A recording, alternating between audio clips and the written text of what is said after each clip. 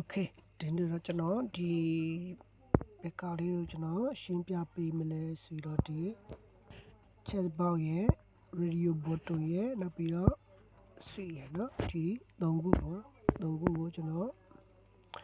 ဒီ၃ခုရဲ့အလုပ်လုပ်ပုံကိုကျွန်တော်ပြောပြပေးမယ်ဒီ၃ခုရဲ့အလုပ်လုပ်ပုံကအတူတူပဲသူကကျွန်တော်အော်ပေါ်တော့ကျွန်တော်အဖွင့်ပိတ်ပြုလုပ်တဲ့နေရာမှာကျွန်တော်အသုံးပြုတယ်ပေါ့เนาะဒီနေရာမှာကျွန်တော်ကလူကြီးတူရှင်လေးပဲကျွန်တော်ရှင်းပြပေးမယ်နောက်ပိုင်းproject တွေလုပ်တဲ့အခါမှာဘယ်လို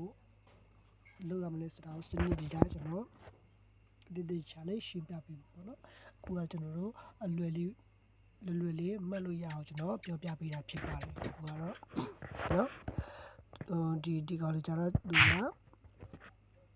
အဖွင့်ပိတ်လုပ်တဲ့နေရာမှာကျွန်တော်တို့အသုံးပြုတယ်ပေါ့နော်အဖွင့်ပိတ်လုပ်တဲ့နေရာမှာအသုံးပြုရပထမဆုံးကျွန်တော်chat box လေးတစ်ခုကျွန်တော်ထည့်လိုက်မယ်ထည့်လိုက်တဲ့ပြီးရင်ကျွန်တော်တို့ sorry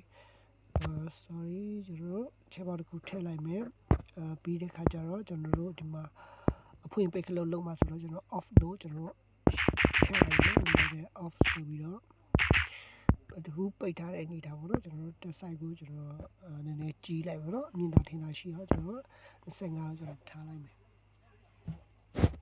okay 25လောက်ကျွန်တော်ထားလိုက်မယ်ဆိုတော့ဒီလိုလေးပေါ်ပြီပေါ့နော်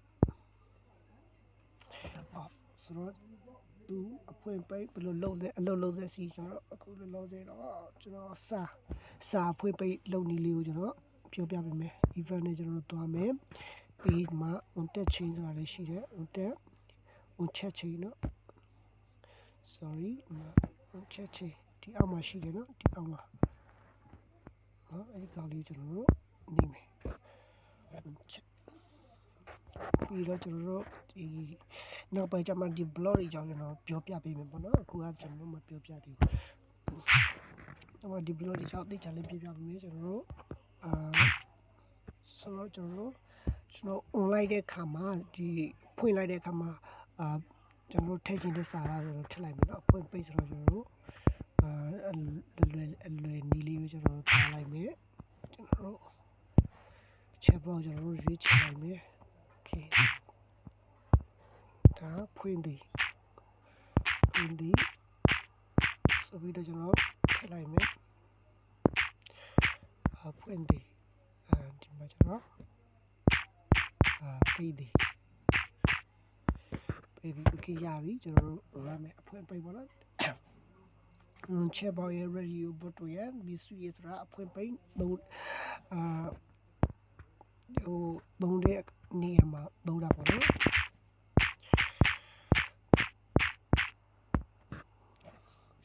okay ဆိုတော့အဖွင့်ပိတ်လုပ်တဲ့နေရာမှာအတူပြတာဖြစ်တဲ့အတွက်ကျွန်တော်တို့ဟောမို့ကျွန်တော်တို့စွမ်းမယ်ပေါ့နော်ကျွန်တော်တို့ run လိုက်မယ်ခဏလေး okay ကျွန်တော်တို့ open နေလိုက်မယ်နော်ကျွန်တော်ပြီး open နေလိုက်မယ်ဆိုတော့ဒီမှာကျွန်တော်တို့ပိတ်ပြီဆိုပြီးတော့ကျွန်တော်တို့အခုတွေ့ရမှာပေါ့နော်တွေ့ရမယ်ဆိုတော့ကျွန်တော်တို့တစ်ချက်နှိပ်ကြည့်လိုက်မယ်ပေါ့နော်ဒီမှာဖွင့်သည်ပိတ်သည်ဖွင့်သည်ပိတ်သည်เนาะကျွန်တော်အဖွင့်ပိတ်ပြုလုပ်တဲ့နေရာမှာကျွန်တော်အသုံးပြုတယ်ပေါ့နော်ဖွင့်သည်ပိတ်သည်ဖွင့်သည်ပိတ်သည် okay ဆိုတော့ဒီကောင်ဒီradio ဒီကောင်เนาะ radio button ဆိုတာလဲထိုနည်းတူပဲအဖွင့်ပိတ်ပြုလုပ်တဲ့နေရာမှာအသုံးပြုတဲ့ဒီ switch ဆိုတာလဲเนาะဖွင့်ပိတ်ပြုလုပ်တဲ့နေရာမှာကျွန်တော်တို့အသုံးပြုတာဖြစ်တယ်ပေါ့နော်ဒီနှစ်ခုကိုတော့ကျွန်တော်ရှင်းမပြပေးတော့ဘူးเนาะကိုယ့်ဟာကိုယ်စမ်းကြည့်ပေါ့နော်အတူတူပဲအလုပ်လုပ်နေရအတူတူပဲဗီဒီယိုလေးကိုအစအဆုံးသိချာကြည့်ပြီးတော့လုပ်ကြည့်ပေါ့နော် okay နောက်ပိုင်းမှာဒီကောင်လေးကိုဘယ်လိုအသုံးပြုမလဲဆိုတာကိုကျွန်တော်သိချာလေးရှင်းပြမယ်အခုကတော့လူကြီးတူရှင်းလေးကျွန်တော်တို့လွယ်ကူနားလဲအောင်လို့ကျွန်တော်မှတ်နိုင်အောင်လို့ကျွန်တော်ပြောပြပေးထားတာဖြစ်ပါတယ်ပေါ့နော်ကျွန်တော်တို့ဒီတူးတွေကိုဘယ်လိုလုပ်တယ်လဲဆိုတာကိုကျွန်တော်တို့အလို့ကျွန်တော်တို့မှတ်ထားမယ်ပေါ့နော်စိတ်အုံတော့ထဲမှာကျွန်တော်တို့အလို့မှတ်ထားမယ်ဆိုရင်မှတ်ထားနိုင်မယ်ဆိုရင်ကျွန်တော်တို့ project လုပ်တဲ့အခါမှာလွယ်ကူမယ်မြန်ဆန်မယ်ပေါ့နော်ဆိုတော့နောက်ဒီကစားကိုကျွန်တော်ဆက်သွားကြမယ်